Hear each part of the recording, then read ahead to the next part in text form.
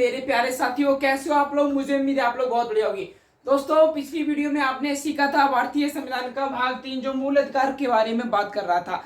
आज भी दोस्तों हम मूल अधिकार के बारे में चर्चा करेंगे, लेकिन दोस्तों आप पिछली वीडियो को मैं आर्टिकल 21 तक कवर कर चुके थे, यानी अनुच्छेद 21 तक कवर कर चुके थे। आज की वीडियो में आप आर्टिकल 22 से देखोगे। दोस्तों आपको क्या करना है, वीडियो को एंड तक वॉच कीजिए, क्योंकि आज आप इस आर्टिकल को अच्छे से समझ जाओगे और दोस्तों आपको मजा भी आएगा अच्छे से, क्योंकि आज आपके साथ पुलिस क्या क्या करती है सब देखोगे इसमें। तो दोस्तों आपको क्या बताना है आज आर्टिकल 22। तो दोस्तों आपका आर्टिकल 22 क्या कहता है, ये देखो, गिरफ्तारी से संरक्षण।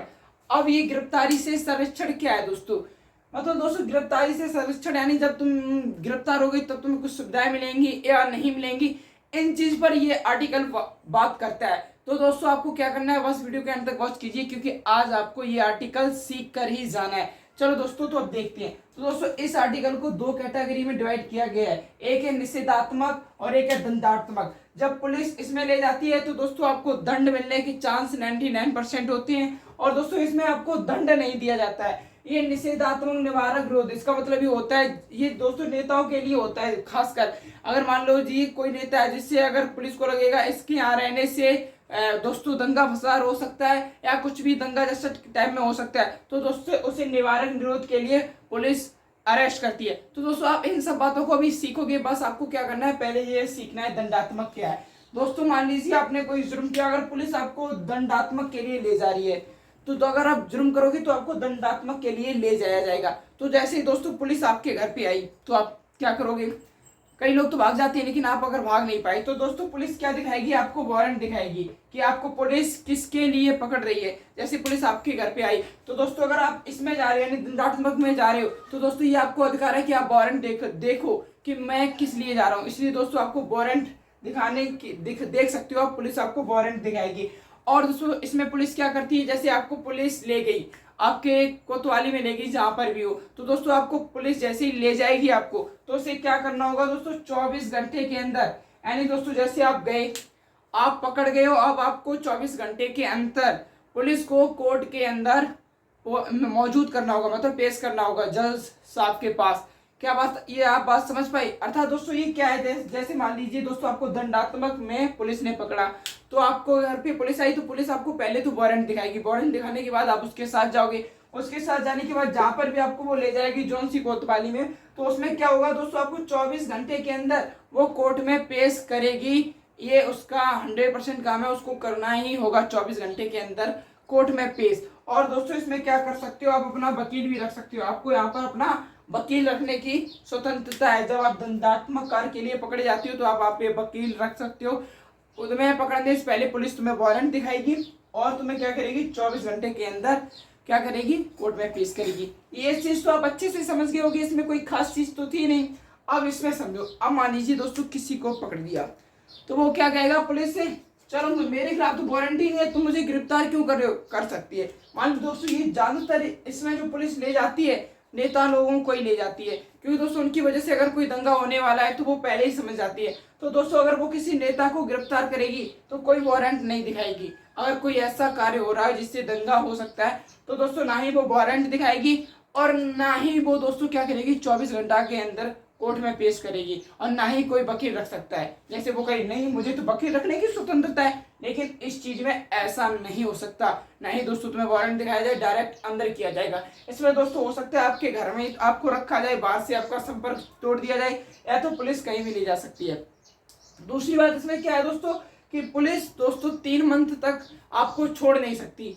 दोस्तों क्या कर सकती है पुलिस, आपको 3 मंथ तक छोड़ नहीं सकती। अब मान लीजिए आपके वजह से अभी भी दंगा अंगा कुछ शांत नहीं हुआ, तो पुलिस क्या करेगी दोस्तों, गृह मंत्रालय यानी संसद से, गृह मंत्रालय से परमिशन लेगी कि ये साहब ऐसे ऐसे हैं तो हमें इन्हें और दिन तक रखना चाहते हैं, तो गृह मंत्रालय कर देगा 3 महीना और, यानी दोस्तों अब आप 6 महीना तक पुलिस के ही अंतर्गत अंडर में रहोगे। तो दोस्तों आपने देखा 6 महीना तक आप वहीं रखोगे। मान लीजिए दोस्तों अभी भी आपको नहीं छोड़ा, पुलिस छोड़ना चाहती है, तो दोस्तों अब हाई कोर्ट में जाएगा।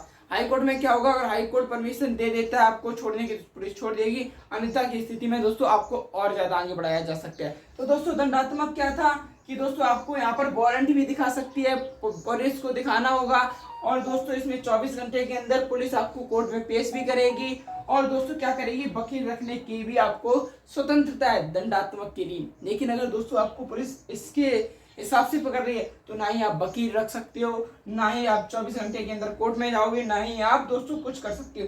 3 मंथ तक आप कुछ कर भी नहीं सकते हो, आप पुलिस के अंदर ही रहोगे अगर पुलिस चाहे तो आप ये चीज को यानी आर्टिकल 22 को अच्छे से सीख गए होगे दोस्तों। अब हम बात करेंगे कि दोस्तों आर्टिकल नेक्स्ट में क्या है। और दोस्तों आपको जो मेन चीज है वो ये समझ लीजिए कि आपको सारे आर्टिकल्स याद होने चाहिए, क्योंकि दोस्तों अगर आप सारे आर्टिकल याद नहीं करोगे तो आप पीछे का भूल जाओगे, जो कि महत्वपूर्ण नहीं है। इसलिए दोस्तों आपको क्या करना है, आर्टिकल वाइज याद करते रहना है, रटना नहीं है, कॉन्सेप्ट को समझते रहना है। इसमें कुछ खास था नहीं, इसमें इधर वारंट है इधर वारंट नहीं है, मतलब इधर वारंट नहीं दिखा सकते, इधर दोस्तों 24 घंटा के अंदर कोर्ट में पेश नहीं किया जाएगा, वकील नहीं रख सकते, 3 महीना तो पहले पुलिस छोड़ेगी ही नहीं। ये चीज थी दोस्तों आर्टिकल 22 यानी गिरफ्तारी से संरक्षण। आर्टिकल 23 में क्या है दोस्तों वो भी आप सीखोगे।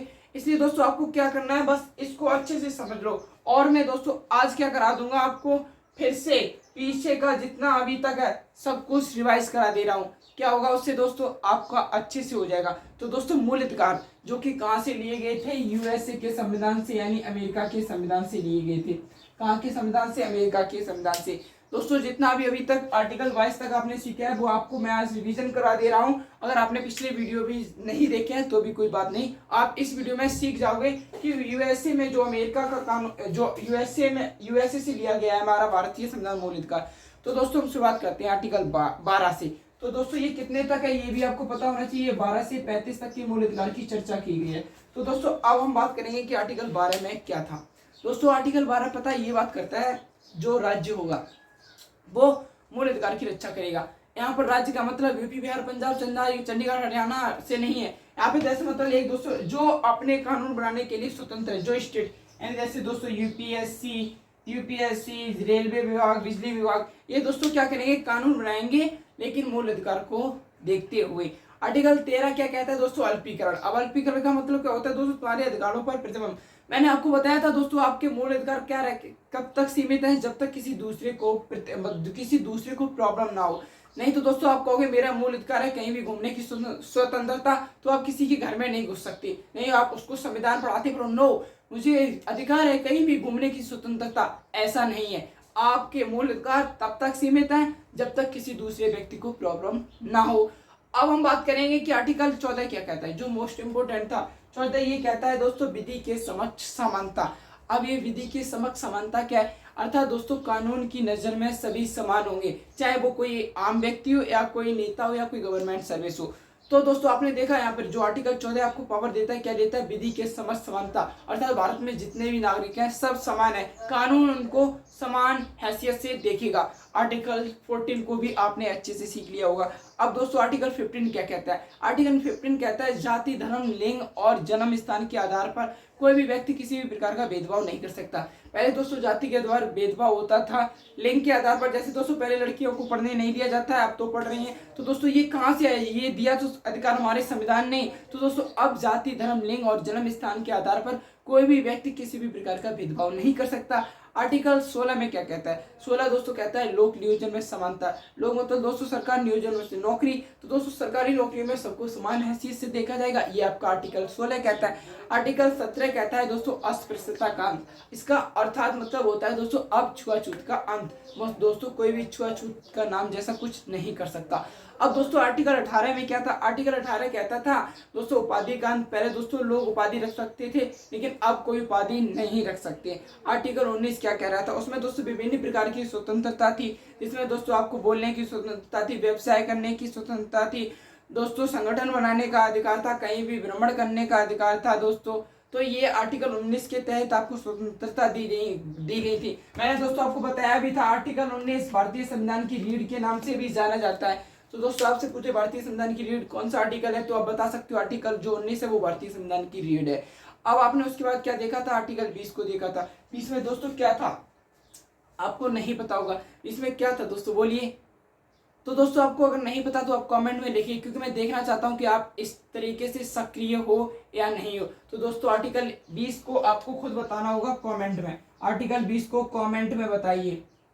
आर्टिकल 20 आप क्या करोगे, कमेंट में बताओगे। उसके बाद आप क्या करोगे दोस्तों, उसके बाद जो आपका काम है कि आर्टिकल 21 में क्या था। आर्टिकल दोस्तों 21 जो बताता है वो ये कहता है, आर्टिकल 21 दोस्तों आपको ध्यान रखना है कि प्राण तथा देह स्वतंत्रता का अधिकार। इसके आधार पर दोस्तों आप क्या कर सकते थे, आप अपनी आत्महत्या भी नहीं कर सकते हो, आप अपना दोस्तों कुछ नहीं कर सकते हो, आप कुछ भी नहीं कर सकते हो। पता है दोस्तों, आप अपनी आत्महत्या नहीं कर सकते हो, आप दोस्तों पर्यावरण को दूषित नहीं कर सकते हो। तो ये जो दोस्तों चीजें थी वो क्या थी, प्राण तथा देह स्वतंत्रता का अधिकार जो आर्टिकल 21 के अंतर्गत आया। आर्टिकल 22 मैंने आपको सिखाई दिया। तो दोस्तों आपका अच्छे से रिवीजन भी हो गया और आपने 22वां आर्टिकल भी सीख लिया। तो दोस्तों मुझे उम्मीद है आप इस वाले वीडियो को अच्छे से समझ पाए होगी। आज दोस्तों मेरी तबीयत ठीक ना होने के कारण हो सकता है आपको ज्यादा मजा ना आया हो, लेकिन दोस्तों आप अगली वीडियो का इंतजार कीजिए। इसलिए दोस्तों मैं 2 दिन से वीडियो नहीं डाल रहा हूँ क्योंकि थोड़ा स्वास्थ्य डेवलप नहीं है। इसलिए दोस्तों आपको क्या करना है, इस चीज को अच्छे से समझना है, कॉन्स्टिट्यूशन आप सीख लो, क्योंकि तो दोस्तों आप एक अच्छे नागरिक बनोगे भारत के। इसलिए दोस्तों आप भारतीय संविधान अच्छे से पढ़िए, जरूरी नहीं यहाँ पर पढ़िए,